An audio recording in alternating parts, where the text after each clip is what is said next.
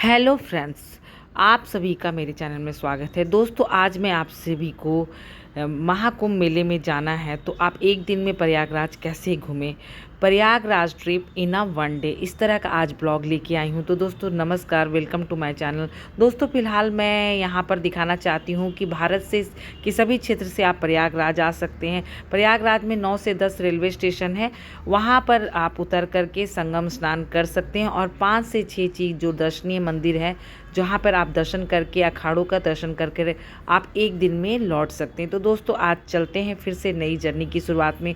मैं अपनी वीडियो के माध्यम से आप सभी को प्रयागराज यात्रा जो कि संगम त्रिवेणी में स्नान का है, वो एक दिन में आप कैसे करें और कुछ इम्पॉर्टेंट जानकारियाँ भी आप सभी के साथ शेयर करना चाहती हूँ कि आप भारत के किसी भी कोने से आएँ।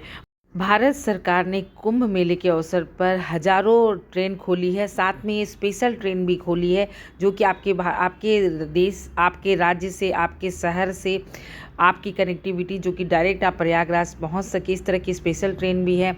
आप एसी से आएँ, जनरल से आएँ, चाहे स्लीपर से आएँ, यदि आपका भाव है तो आप ज़रूर आ जाएंगे।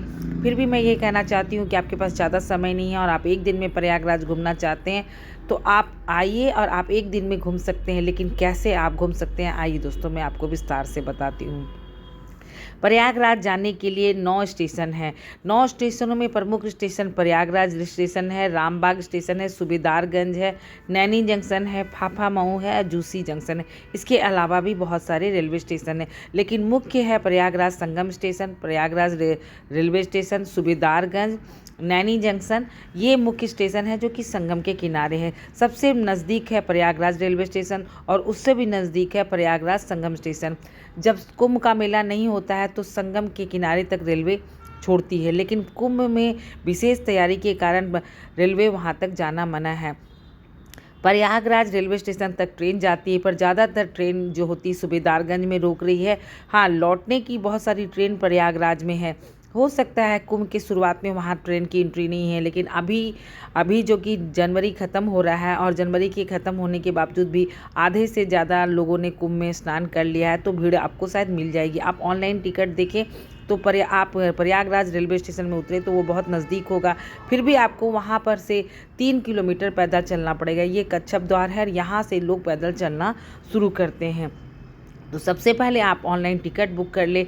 यदि आप एक दिन में रहना चाहें तो रूम की बुकिंग मत करवाना, क्योंकि रूम की ज़रूरत ही नहीं, आपके पास टाइम ही नहीं है। तो आप जब भी ट्रेन की टिकट ले, रात वाली ले। यदि आप यूपी में हैं तो आपको रात की ट्रेन लेनी चाहिए। कहीं से भी आप रात में ट्रेन में बैठे और सुबह कम से कम सुबह जैसे 6 बजे 7 बजे, सुबह के 8 बजे तक भी आप पहुँचे तो बहुत अच्छे से आप उतरेंगे स्टेशन पर। स्टेशन पर भी साफ़ सुथरा और सब तरह की व्यवस्था की गई है, जहाँ आप रेलवे स्टेशन में फ्रेश हो ले, मुँह हाथ धो ले, आप एक कप चाय भी पी सकते हैं। और वहाँ से आप आकर आपको ऑटो रिक्शा 2 तरह से आएगी। डायरेक्ट आप यदि सूबेदारगंज से आ रहे हैं तो आप वहाँ पे ई रिक्शा मिलेगी, ऑटो मिलेगी, जिसमें आप 100 रुपया दे करके सिविल लाइन तक पहुँच सकते हैं। लेकिन एक और भी ऑटो मिलेगी जो कि आपको सूबेदारगंज से 50 रुपया लेगी, जो कि चुंगी तक छोड़ेगी, और चुंगी से 20 रुपया लेकर के आपको सिविल लाइन तक छोड़ेगी। तो इस तरह आप 70 रुपया खर्चा करके और उसके बाद वहाँ से आपको पैदल चलना है। मिनिमम आपको 3 से 4 किलोमीटर पैदल चलना ही होगा, क्योंकि भारत सरकार और यूपी सरकार ने सुरक्षा के विशेष इंतजाम किए हैं। 144 साल के बाद ये महायोग जुड़ा है दोस्तों, तो इस कुंभ के स्नान का मौका को हमें नहीं खोना। आप जल्दी से जल्दी प्रोग्राम बना लें। यदि आप कहीं से भी आ रहे हैं तो आप रात भर का ट्रेन लें। यूपी से आपको आने, जैसे आप लखनऊ से आ रहे हैं या आप गाजियाबाद से आ रहे हैं, आप कहीं से भी आ रहे हैं, यदि रात भर की ट्रेन हो तो सबसे अच्छी बात है आप रात की ट्रेन लें, सुबह सुबह उतर लें और फिर आप ई रिक्शा से संगम घाट तक पहुँचे।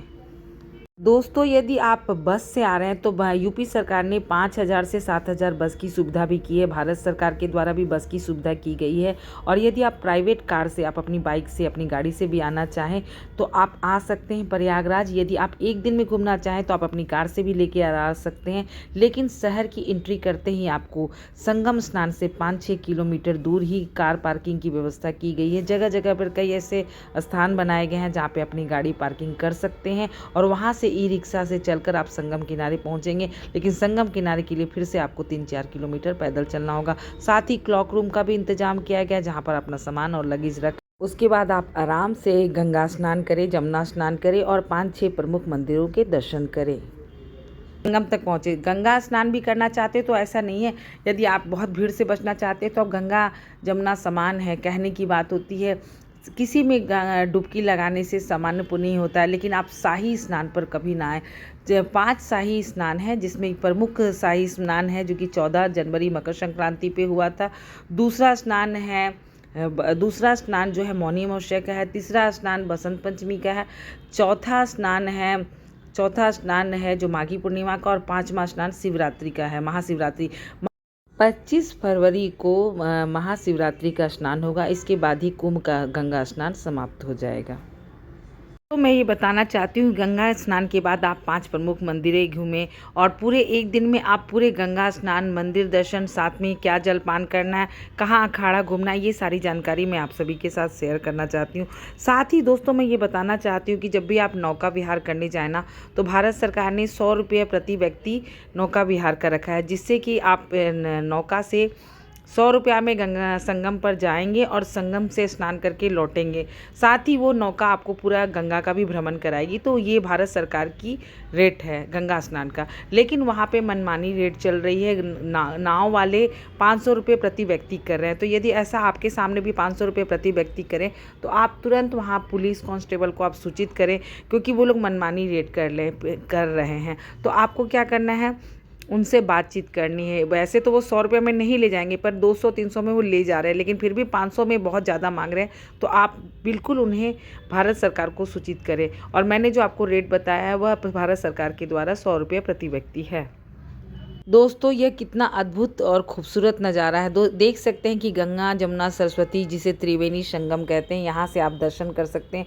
यहाँ आप देख सकते हैं कि कितना खूबसूरत है। माँ गंगा, माँ जमुना का यहाँ मिलन हुआ था, साथ में माँ सरस्वती, तीनों बहनें यहाँ साथ में मिली थी, और यहाँ से सरस्वती विलुप्त हुई थी, और जो कि सरस्वती कूप में आपको मिलेगा उनका दर्शन। दोस्तों गंगा स्नान के बाद यदि आप मेला घूमना शुरू करेंगे तो आपको भूख लगी, तो यदि आपके पास कुछ भी पैसे नहीं है तो मुफ्त भोजन का भी इंतजाम किया गया है। गंगा स्नान के बाद आप अखाड़ा घूमना चाहते हैं तो 1 घंटे में घूम लें, और वहाँ एक से लेके 24 सेक्टर है, जिसमें मुफ्त भोजन का भी इंतजाम किया गया है, और वहाँ शिविर भी है। लेकिन आपको तो एक दिन में घूमना है, तो इसलिए आपको शिविर, टेंट और रैन बसेरे की तो ज़रूरत ही नहीं है। फिर भी वहाँ 1 से 24 सेक्टर के बीच में मुफ्त भोजन का इंतजाम किया गया।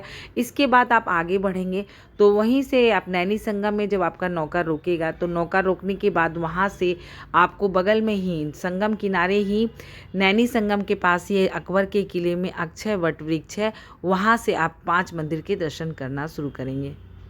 अक्षय वट वृक्ष की बहुत मान्यता है। ये अकबर के किले में स्थित है, और बहुत साल पहले यह अक्षय वट वृक्ष युगों साल पुराना है। कहते हैं भगवान राम जब अयोध्या से वनवास जा रहे थे तो उन्होंने गंगा नदी संगम पर स्नान किया, और इसी अक्षय वट वृक्ष के नीचे 3 दिन विश्राम किया था। कहते हैं अक्षय वट वृक्ष के दर्शन मात्र से मोक्ष की प्राप्ति मिलती है। फिलहाल तो वहाँ बैरिकेड लगा है, सिर्फ साधु संतों को दर्शन करने के लिए मिल रहा है।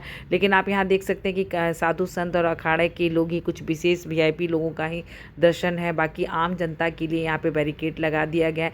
ये है अक्षय वट वृक्ष, इसके दर्शन से भी पुण्य प्राप्त होगा, तो इसका दर्शन आप जरूर करें। यह संगम किनारे नैनी संगम के पास ही स्थित है। यह सबसे पहला आपका प्रमुख दर्शनीय स्थल है। तो इस अक्षय वट वृक्ष के दर्शन के बाद इसी रास्ते में आप आगे बढ़ेंगे तो आपको पतालपुरी मंदिर मिलेगा। कहते हैं तीर्थराज प्रयाग की भी मंदिर यहाँ पर ही स्थित है। दोस्तों उसी किले के परिसर में अक्षय वट वृक्ष के बाद यहाँ पतालपुरी का प्रवेश द्वार है। यहाँ आप देख सकते हैं कि यह एक अंडरग्राउंड मंदिर है, जिसे पतालपुरी मंदिर कहते हैं। तो इसी किले में 3-4 मंदिर है, आपके आसपास ही सब कुछ नज़दीक में है दर्शन के लिए। तो इसका भी दर्शन आप अवश्य करें, क्योंकि यह प्रमुख दर्शनीय स्थलों में से एक है, और यहाँ पे सभी भगवानों की तस्वीर लगी हुई है। साथ यहाँ भजन कीर्तन का आयोजन किया गया, और साथ में यहाँ जलपान गृह भी है, जिसमें कि आप थोड़ा सा नाश्ता भी कर सकते हैं। तो ये पतालपुरी मंदिर है। यहाँ आप चारों तरफ ताखे देख सकते हैं, यहाँ पे भगवान की मूर्तियाँ हैं, तस्वीर है, और साथ में यहाँ पर शनिदेव का भी मंदिर है, जहाँ पर दिया जलाने से शनि दोष कम होता है। तो ये रहा पतालपुरी मंदिर, जिसमें कि तीर्थराज प्रयाग की भी प्रतिमा स्थापित की गई है। के बाद ये पड़ाव आपका आगे बढ़ेगा। ये दर्शनीय स्थल है सरस्वती कूप का। ये सरस्वती कूप का मुख्य द्वार है। इसी रास्ते में ही आप आगे बढ़ेंगे तो ये सरस्वती कूप मंदिर है और इस मंदिर में भी आप देख सकते हैं काफ़ी भीड़ है और यहाँ पर माँ सरस्वती विराजमान है कुएं में। कूप अर्थात कुआं। तो यहाँ आप देख सकते हैं कि कितने आश्चर्य की बात है ना कि गंगा जमुना नज़दीक में और उसके 500 मीटर के अंदर में ही सरस्वती कूप स्थित है। इसमें गंगा और जमुना के पानी नहीं है, माँ सरस्वती का पानी है। ये बिल्कुल आज के लिए बिल्कुल आश्चर्य की बात है। तो दोस्तों ये माँ सरस्वती की प्रतिमा है और ये सरस्वती कूप है, इसका दर्शन आप ज़रूर करें। दोस्तों चौथे नंबर पे आपका आगे आएगा लेटे हुए हनुमान जी। लेटे हुए हनुमान जी का प्राचीन मंदिर है और ये जो कोई भी प्रयागराज आता है तो इस प्राचीन हनुमान मंदिर के दर्शन करते हैं और साथ में यहाँ पर बेसन की लड्डू चढ़ाने की मान्यता है। यहाँ काफ़ी भीड़ होती है।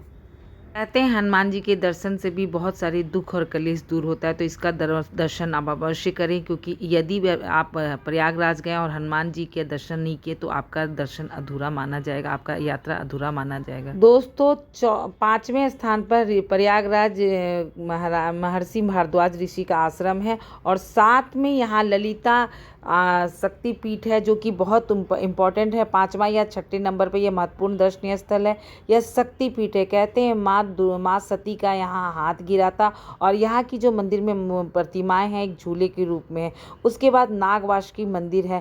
कहते हैं कि नदी के किनारे सबसे लास्ट छोर में नागवासुकी मंदिर है। यहाँ से स्टेशन बहुत नज़दीक है। यदि आप लखनऊ से आ रहे हैं तो नागवासुकी देव मंदिर में दर्शन करें, क्योंकि यहाँ से आपको ई रिक्शा मिल जाएगी, ऑटो मिल जाएगी।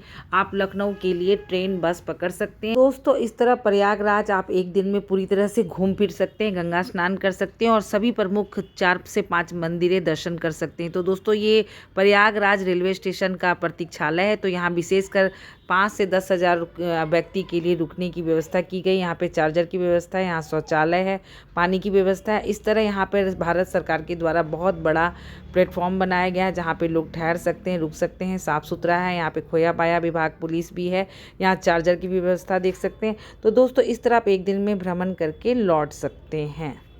तो दोस्तों मैं वीडियो के अंत में ये आपको बताना चाहती हूँ कि एक दिन में आप गंगा स्नान कर सकते हैं, प्रमुख 5 से 6 मंदिर दर्शन कर सकते हैं और मेले का भी आनंद उठा के आप लौट सकते हैं। आपको ठहरने की बिल्कुल ज़रूरत नहीं।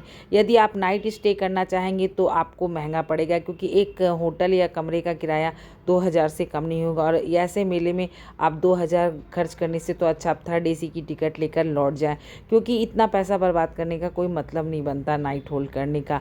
आप आने से पहले ही आने और जाने दोनों का टिकट करवा कर ही एक दिन का प्रोग्राम बनाकर आप यहाँ घूमने आएँ। तो दोस्तों मैं इस वीडियो को एंड करती हूँ। यदि मेरी ये वीडियो पसंद आई तो मेरे चैनल को लाइक करें, सब्सक्राइब करें और शेयर करना ना भूलें और कमेंट बॉक्स में हर हर गंगे ज़रूर लिखिए। धन्यवाद दोस्तों, मिलते हैं नेक्स्ट वीडियो में कुछ नई जानकारी के साथ।